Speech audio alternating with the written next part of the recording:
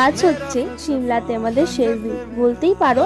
এখনই এই মুহূর্তে আমরা ব্রেকফাস্ট খেয়ে রওনা দেবো মানালির উদ্দেশ্যে। আর এই খাবারটাকে না খুব মিস করব। আগে গিয়ে আমার যে কি দুর্গতি আছে সেটা আমিই জানি না।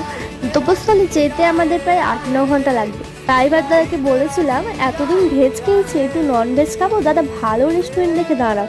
দাদা যে আমাদের এত ভালো রেস্টুরেন্টে দাঁড় করিয়েছে যেখানে আমাদের বিল কেটে দিয়েছে 3-4 হাজার টাকা বলতে পারো, কিন্তু পেট একটুকু ভরেনি। যাই হোক, বাইরে বেরোলে এরকম হতেই থাকে। তারপরে আমরা সোজা চলে এলাম বৈষ্ণব দেবী মন্দিরে।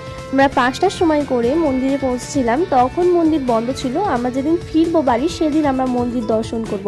আর এখানে অনেক অ্যাক্টিভিটি হয়, এইগুলো আমরা করিনি, কিন্তু করার ইচ্ছে ছিল খুবই। আর এই যে আমি পাহাড়ির আঁকাবাঁকা রাস্তায় বমি হওয়ার চান্স থাকে, তাই আমি পুরো গাড়িতে ঘুমিয়েই এসেছি বলতে পারো। চোখ মুখ দেখলে বুঝতে পারবে। আর হোটেল ফিরেছি প্রায় রাত্রির 8টা-9টা বেজে গেছে।